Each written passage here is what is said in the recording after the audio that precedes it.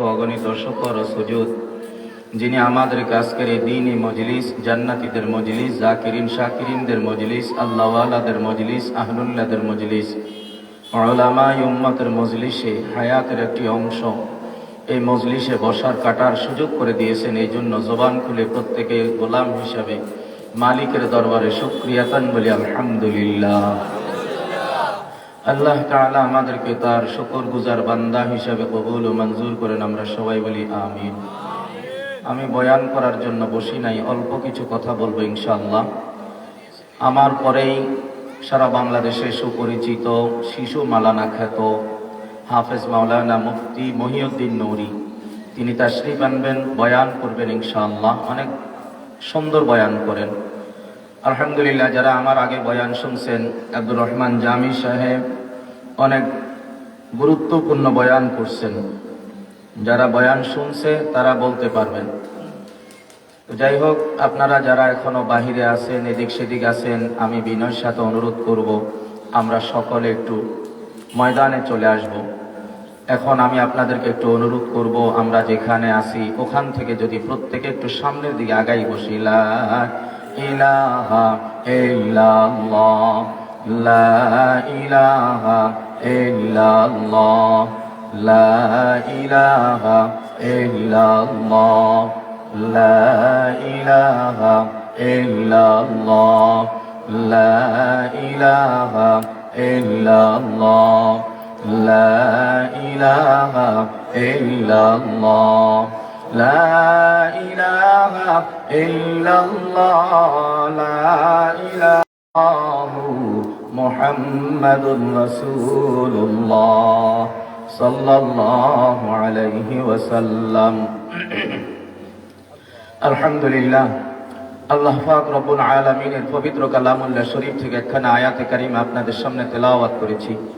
তেলাওয়াতকৃত আয়াতের উপরে সংক্ষিপ্ত সময়ে আপনাদের খেদমতে কিছু কথাবার্তা বলবো নিয়ত করে মজলিসে উপস্থিত হয়েছি। আল্লাহ বলনেওয়ালা শুননেওয়ালা সকলকে আমলের নিয়তে শোনা বলার তৌফিক দান করেন, আমরা সবাই বলি আমিন।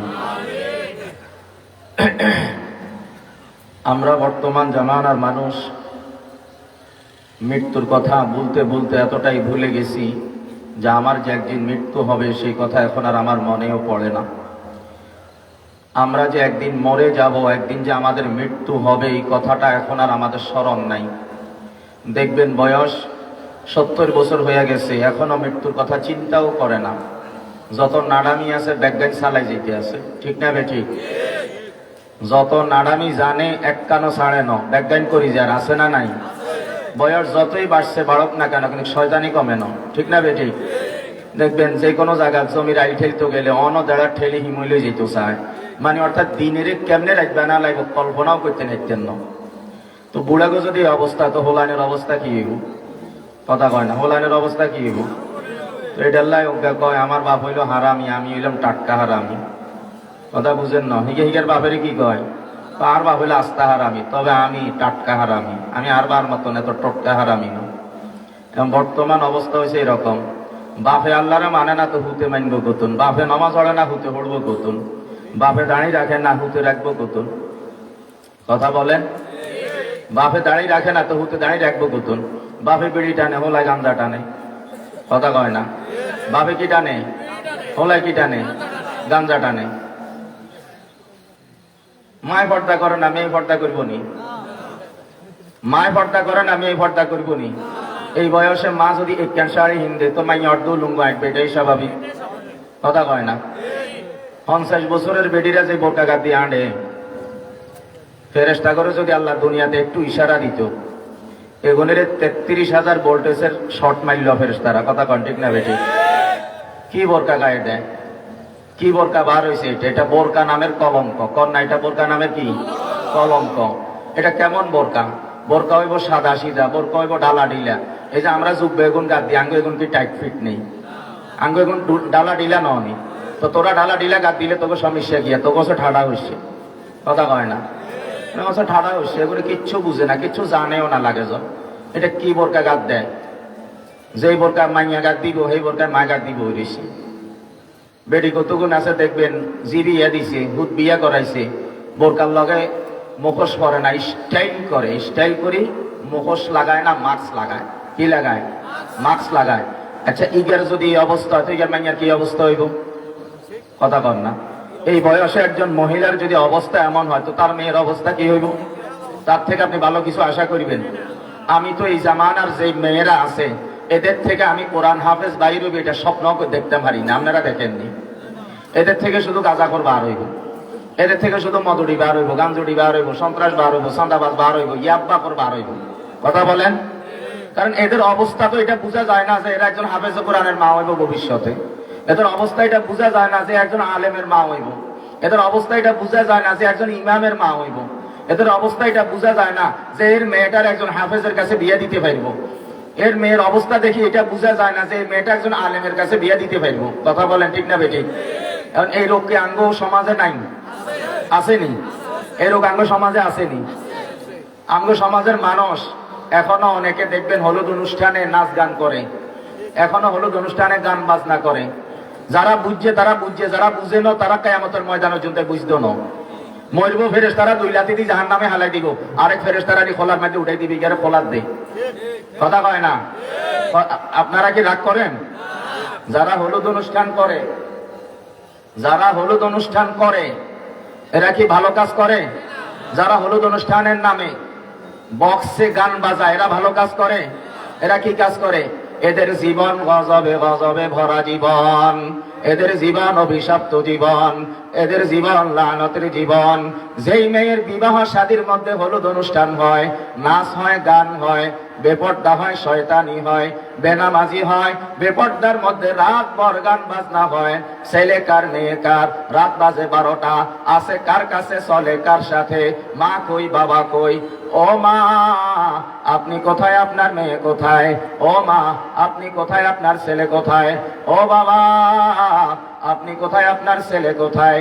মা বাবার সাথে ছেলে মেয়ের কোনো সম্পর্ক নাই। হলুদ অনুষ্ঠানের নাম দিয়া আপনার মেয়েটা যে শাড়ি পরিয়া রাত্রে 11টা বাজে রওনা দিল, একবারও চিন্তা করছেননি আপনার মেয়েটা কার সঙ্গে রওনা দিল? এই শীতের রজনীতে রাত্রের 1টা 2টা পর্যন্ত হলুদ অনুষ্ঠানের নাম দিয়া মেয়ের বাড়ি থেকে ছেলের বাড়িতে যায়। বলেন না এর উপরে আল্লাহর রহমত নাযিল হইব না গজব নাযিল হইব? এখনো আমাদের সমাজ এগুলা চলে, এখনো আমাদের সমাজ এগুলা চলে, এখনো আমাদের সমাজ এগুলা করে। কে বুঝাইলে বুঝবো রে বাবা? কে বুঝাইলে বুঝবো রে বাবা? এখন যদি আলেম সমাজ সবগুলো একসাথ হইয়া যাইতো, সব মসজিদের ইমামদের যদি একটা ইউনিটি গঠন হইয়া যাইতো, এই গোপালপুর ইউনিয়নের মধ্যে যতগুলা মসজিদ আছে সমস্ত ইমামরা যদি সিদ্ধান্ত নেয়, সমস্ত ইমামরা যদি ঐক্যবদ্ধ হয়, বেনামাজির জানাজা পড়াইতাম না। কয়টা ইমামে চাকরি খাবি? তোর হেডম কত বড় আছে? তুই হেডম জাহাজের কচ্ছপ, তুই মসজিদ কমিটির লোক, ইমাম সাহেব তোর বিরুদ্ধে ওয়াজ করলে ঠিক বাইর করে দিস। যদি এক ইউনিয়নের 60 ইমাম যদি একসাথে প্রতিজ্ঞাবদ্ধ হইয়া সিদ্ধান্ত নেয়া যদি বলে কোন বেনামাজির জানাজা আমরা পড়াবো না, দেখি কেমনে তুই বিদায় করস? পারবে?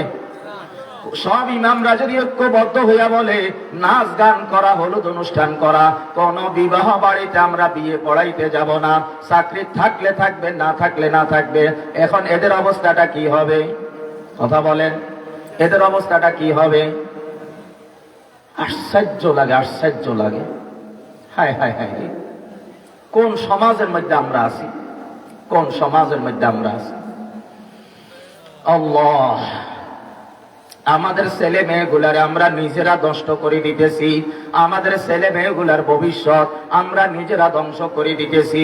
আমাদের ছেলে মেয়েরা আমাদের কাছ থেকে ভালো কিছু শিখতে পারে না, আমরা আমাদের ছেলে মেয়েদেরকে ভালো কিছু শিখাইতে পারি না। আমার ছেলে আমার কাছ থেকে এমন আমার কোনো গুণ নাই যেই গুণ দিয়ে আমার ছেলে কিছু শিখবে।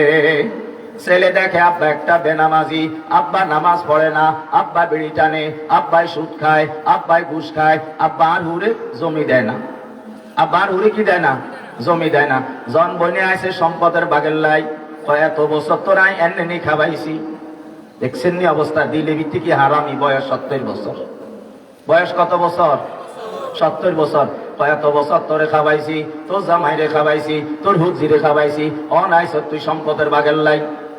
সম্পদের বাগের লাই জন বোন ভাইয়ের কাছে আইয়ে তখন দেখবেন বাইয়ের চেহারা এত অন্ধকার হয়, কবরও এত অন্ধকার না। ঠিক না বেঠিক? তুমি বোনেরটা দিবা না কেন? বোনেরটা দিতে তোমার আপত্তি কেন? আল্লাহ ভাগ করে দিছে, তুমি 2 ভাগ নাও, তারে 1 ভাগ দাও। তার 1 ভাগ দিতেও তোমার এত আপত্তি কেন? সে 30 বছর তোমার কাছ থেকে সম্পদ চায় নাই, 30 বছর তুমি ভোগ করছো, 30 বছরের ভাড়াও তোমার কাছে চায় নাই। 30 বছর পরে আইসা বলতেছে আমারটা আমারও বুঝাইয়া দাও। এখন ভাইয়ে কয় অন্য কারো কাছে বেশি হাইতি ন, আর কাছে বেতন লাগবো, আয় ডিসিম তোর 15,000 করে দিও। কথা বুঝেননি? আর কারো কাছে বেশি হাইতি ন, আর কাছে বেতন লাগবো, আয় ডিসিম দিম তোর 15,000। আরেক কানে বেচলে বেচা যাইবো 35,000। 30 বছর জমি খাইছ, বাড়া দেশ ন, 1 কেজি চাইল দেশ ন, 30 বছর পরে বেচতে হয় স্যার টোঁডা সিবি দচ্ছ। তোর মতন ভাই কবরে গেলে আল্লাহর কসম, আল্লাহর কসম, তোর মতো ভাই কবরে গেলে ফেরেশতারা তোরে কেমন মারা মারবে, কেমন মারা মারবে, কেমন মারা মারবে, তুই কল্পনাও করতে পারতেছ না, তুমি বুঝতেও পারতেছ না ফেরেশতারা তোমার জন্য কেমন মার নিয়ে অপেক্ষা করতে আছে। এই হইল আমাদের অবস্থা। বর্তমান দুনিয়ার মধ্যে মানুষ কতটা খারাপ হয়ে গেছে মানুষ নিজেও জানে না। একটা হইল মানুষ, আরেকটা হইল অমানুষ। মানুষ কারা? আল্লাহরে মানে যারা। অমানুষ কারা? আল্লাহরে মানে না যারা। অমানুষ কারা? আল্লাহরে মানে না যারা। মানুষ কারা? আল্লাহরে মানে যারা। আল্লাহরে মানে মানি, আল্লাহর সব আদেশ মানে, আল্লাহরে মানে মানি, আল্লাহর সব নিষেধ মানে, নবীরে মানে মানি, নবীর সব তরিকা মানে, নবীর সব আদেশ মানে, নবীর সব নিষেধ মানে। এখন আমরা আল্লাহরে মানি সপ্তাহে 1 দিন শুক্রবার। কথা বলেন? সপ্তাহে 1 দিন শুক্রবারে আল্লাহরে মানে, আর 6 দিন আল্লাহরে মানামানির কোনো খবর নাই। ও বাবাজিরা, যে আল্লাহরে আপনি ভুলে গেছেন, সে আল্লাহ আপনার কতটা আপন আপনি কি জানেননি? সে আল্লাহ আপনার কতটা আপন আপনি জানেননি? ও বাবাজিরা, আপনি যখন একজন লোককে চিনেন না, উনি আপনার খুব নিকটতম আত্মীয়, উনি আপনার খুব ভিআইপি আত্মীয়, উনি আপনার খুব মোহাব্বতের আত্মীয়, আপনি তারে চিনেন না। আরেকজন আইসা বলে চিনো নাই, কয় না চিনি নাই, আর উনি তো তোমার অমুক। সাথে সাথে যায় বুকে জড়াইয়া ধরে এখন কান্দে, এত বছর পরে আপনি আমার সামনে, আমি আপনারে চিনি না। একজন মানুষ আর একজন মানুষকে পাওয়ার পরে বুকে জড়াইয়া ধরে। এরে বাবুরে, একটা মানুষের কতটা আপন হইতে পারে? এই আপন তো সেই আপন যে আপন কবর বাড়ি পর্যন্ত যাবে, কিন্তু কবরে কেউ যাবে না। কথা বলেন ঠিক না বেঠিক?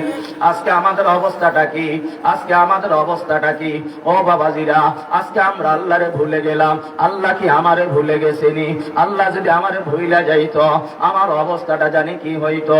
ও বাবাজিরা, যারা নামাজ পড়ে না, 5 ওয়াক্ত নামাজ পড়ে নাই, 5 ওয়াক্ত নামাজ ধ্বংসের গুনাহ তার আমল নামার মধ্যে ঝুলে, এরপরে সারাদিন হাতে গুনাহ করছে, পায়ে গুনাহ করছে, চোখে গুনাহ করছে, জবানে গুনাহ করছে, প্রকাশ্যে গুনাহ করছে, গোপনে গুনাহ করছে। সারাদিনকার গুনাহ হিসাব করলে 200টা কবিরা গুনাহ হয়। একটা কবিরা গুনার জন্য কমপক্ষে 7,000 বছর পর্যন্ত জাহান্নামের আগুনে জ্বলতে হবে। বুঝলে বুঝো, না বুঝলে না বুঝো, মানলে মানো, না মানলে না মানো, কারাও কিচ্ছু যায় আসে না। একটা কবিরা গুনার জন্য কমপক্ষে 7,000 বছর পর্যন্ত জাহান্নামের আগুনে জ্বলবে। একদিনে যদি 200 কবিরা গুনাহ হয়, একদিনে যদি 100 কবিরা গুনাহ হয়, একদিনে যদি 50টা কবিরা গুনাহ হয়, চোখের মাধ্যমে 30টা ধরেন, পায়ের মাধ্যমে 20টা ধরেন, 2 হাতের মধ্যে আরো 30টা ধরেন, এরপর অন্যান্য অঙ্গ প্রত্যঙ্গ আছে, এরপরে জবান আছে, এরপরে কান আছে, কানেরও গুনাহ আছে, চোখেরও গুনাহ আছে, জিহ্বারও গুনাহ আছে, জবানেরও গুনাহ আছে, পেটেরও গুনাহ আছে, হাতেরও গুনাহ আছে, পায়েরও গুনাহ আছে। প্রত্যেকটা অঙ্গ প্রত্যঙ্গের মধ্যে গুনাহ লেগে আছে। এতগুলা গুনাহ লইয়া, এতগুলা গুনাহ লইয়া, এতগুলা গুনাহ লইয়া যখন একটা মানুষ রাত্রে ঘুমাইতে যায়, 5 ওয়াক্ত নামাজ নাই, আমল নামার মধ্যে এত গুনাহ, এত গুনাহ, এত গুনাহ, এত গুনাহ, নাই নাই নাই, কোনো নেকি নাই। সারাদিনে হয়তো 5 জনরে সালাম দিছে, একবারও সালাম দেওয়াটাও তার হয় নাই, সালামের সওয়াবটাও সেই পাইল না। সারাদিনে সে 2-1টা ভালো কাজ করছে, ওই ভালো কাজগুলা সে আখিরাতের জন্য করে নাই, দুনিয়ার জন্য করছে, সেগুলাও আমল নামার মধ্যে যোগ হয় নাই। এত গুনাহ লইয়া যখন মাথা বালিশে লাগায়, ও বাবাজিরা, আপনারে আমার ঘুমটা দেয় কে? আমার আপনার 2 চোখে ঘুম আব্বাও দিতে পারে না, আমার আপনার 2 চোখে ঘুম আম্মাও দিতে পারে না, আমার আপনার 2 চোখের ঘুম ঘুম দলের কোন নেতাও দিতে পারে না। আমার আপনার 2 চোখে ঘুম আপনার কমিটির সেক্রেটারি সভাপতিও দিতে পারবে না। আপনার 2 চোখে ঘুম আপনার বসেও দিতে পারবে না। ঘুম দেওয়ার মালিক আমার আল্লাহ। যে আল্লাহরে আপনি মানেন না, যে আল্লাহর আপনি সারাদিন মানেন নাই, সারাদিন না মানিয়া 5 ওয়াক্ত নামাজ পড়েন নাই, যে আল্লাহরে না মানিয়া আপনি এতগুলা কবিরা গুনাহ করছেন, এত গুনাহ করার পরেও আপনি যখন মাথাটা বালিশে লাগাইলেন সাথে সাথে সাথে সাথে সাথে সাথে আপনারে ঘুম পাড়াইয়া দেয় কে? আমার আল্লাহ যদি আপন না হইতো, আমার আল্লাহ যদি আপন না হইতো আমারে ঘুম যাইতে দিত না। আব্বাই যদি ছেলের উপরে রাগ করে, আব্বাই ধমক দিয়া বলে ওর আজকে ঘরে জায়গা নাই। আম্মা যদি ছেলের উপরে রাগ করে, আম্মা বলে তোর আজকে ঘরে খানা নাই। আব্বার সাথে কয়বার অন্যায় করা যায়? 1 বার 2 বার 3 বার। এরপরে আব্বা ত্যায্য করতে বাধ্য হয়। আম্মার একটু দিল নরম। এরপর আম্মার সাথে কয়বার অন্যায় করা যায়? 5 বার 7 বার। এরপর আম্মাও বলতে বাধ্য হয় আমার যে একটা ছেলে ছিল এটা আমি আর এখন মনে রাখি না, আমি মনে করি আমার ছেলে দুনিয়া থেকে বিদায় হয়ে গেছে। আব্বাও রাগ করে, আম্মাও রাগ করে, দলের নেতা দল থেকে ছাঁটাই করে দেয়, কমিটির লোকেরা কমিটি থেকে বের করে দেয়, চাকরির লোকেরা চাকরি থেকে বাদ দিয়া দেয়। ও আমার প্রিয় বাবাজিরা, দুনিয়ার মানুষ রাগ সামলাইতে পারে না, এই জন্য মানুষকে মানুষের জায়গা থেকে সরাইয়া দেয়। আমার মালিক কেমন মালিক, আমার আল্লাহ কেমন দয়ার আল্লাহ, আমার আল্লাহ কেমন দয়ার আল্লাহ। আব্বা মাত্র 3 বার 4 বারের মাথায় আব্বা কন্ট্রোল হারায় পালাইছে, আম্মা 7 বার 8 বারের মাথায় আম্মা কন্ট্রোল হারায় পালাইছে, দলের নেতারাও কন্ট্রোল হারায় পালাইছে। আমার মালিক যার সাথে এত অন্যায় করা হয়, যার সাথে এত বছর অন্যায় করা হয়, যারা আমি 50টা বছরেও মানি নাই, যারা আমি 40টা বছরেও মানি নাই, যারা আমি 35 বছর 30 বছরেও মানি নাই, যারা আমি জীবনে একবারের জন্য মানার মতো মানি নাই, সে মালিক 50 বছরেও একদিন আমার সাথে রাগ করে নাই। আমার মালিক যদি আমার সাথে রাগ করতো, আমার কে পায়খানা করাইয়া দিত? আমি যে এত রকম নাপাক হারাম এত কিছু খাই, আমার পায়খানাটা করাইয়া দেয় কে? আব্বা পায়খানা করাইতে পারে না, আম্মাও পায়খানা করাইয়া দিতে পারবে না, কোন ডাক্তার কোন রোগীর পায়খানা করাইয়া দিতে পারে না। পায়খানা যে করাইয়া দেয় সে আমার আল্লাহ। আপনার আমার যদি পায়খানা বন্ধ হয়ে যায়, আপনার আমার যদি পায়খানা বন্ধ হয়ে যায় কয়দিন? একে একে 3 দিন। 3 দিন পরে পেটটা ফুইলা এমন ভাবে ভাব ধারণ করবে, আপনার চেহারা ফুইলা যাবে, আপনার শরীর